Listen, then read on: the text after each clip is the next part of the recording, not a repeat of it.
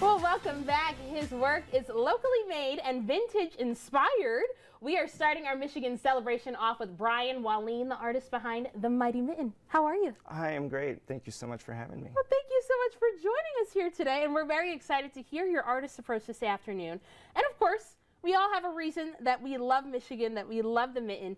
But first, tell us what pushed you to make art that really mirrors the beauty of our state. I was lucky that my parents had summers off, and so we got to spend like each summer really kind of often traveling around, camping, just seeing all over the state, and I got to see so many beautiful parts of it that I really just kind of became obsessed with it. I love that, and that obsession became something beautiful, and I'm glad you were able to hold that close to your heart. Now I want you to go back into your memory though. Do you remember the very first time, or maybe the very first portrait that you came up with?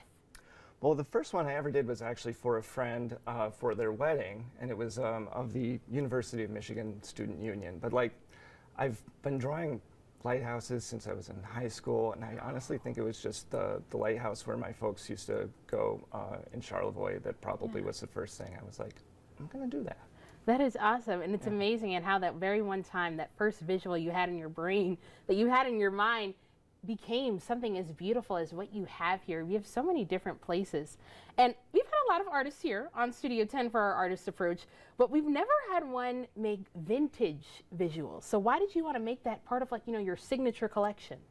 I mean, it was partly because that's what my friend asked for when that first one that really kind of got me started, and then also it's just those images from like the national parks posters from the 30s and 40s, like I think they're just kind of in our collective consciousness, and they've been enduring images that people just have loved them for a long time. They continue to love them, and I've always thought like, well, there's nothing like that for Michigan, and that's what kind of pushed me to start doing that. I love that, and that's the work that kind of becomes a part of our state's like imprint too, right? Absolutely. Now, you go through a really cool kind of process when you're making this. Talk to us about how you actually make these images to what they are that we're seeing here. Yeah, I mean, I start out with just good old-fashioned pencil and paper. I'll get some sketches down, sometimes more detailed, and then I'll scan that into my computer, and then it starts getting a little high-tech. I have a big drawing digital tablet where I will draw every little piece of it, and that lets me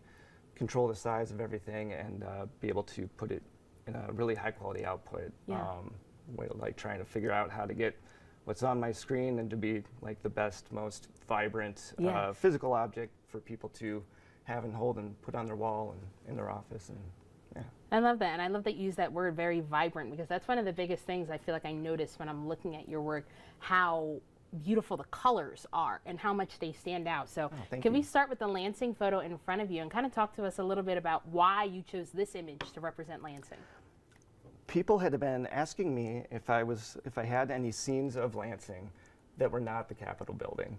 And so I was just kind of going around town until I found something that I thought looked like really distinctive and interesting. And you know, that sculpture there is what I settled on. I like that it has like some older architecture in the background and some other like maybe distinctive parts of the Lansing skyline. That is awesome. And what do we have right here? It's a scene that I just kind of made up actually, but it's inspired by the Lake Superior shoreline outside Marquette. I was really just trying to get what I felt about that place more than a direct representation. That is awesome. And what else do we have right here? We've got a little go green, go white. Of course we do, yes. Yes, that one actually is my brother and my mom both went to Michigan State. And like, you have to do a really good one for Michigan State. So I tried really hard. Yeah, you tried, but you succeeded, and you did very well. And you know, something else, Brian, I want to bring up is that a lot of times the first step when you're making beautiful art, you know, the first step is just kind of putting yourself out there. And I know Nicole found you at a craft show, and sometimes just being able to put your work out there, we all have like a bit of art and a bit of a story inside of us, but it's a little afraid for us to kind of show our work to other people. What advice would you give to somebody else who has a piece of art or creativity that they want to share? Just do it. Just get it out there. The worst that can happen is, I mean, nobody buys it maybe, but as long as you're getting something out of it, I mean, it's good to do that. You are going to get something out of it at the very least, and it's not as scary as it looks. All right, well, that is awesome. Well, of course, we have that information below, and we'll have it online as to how you can get a hold of Brian and order one of his prints. But stay tuned. We've got more Studio 10 on the way.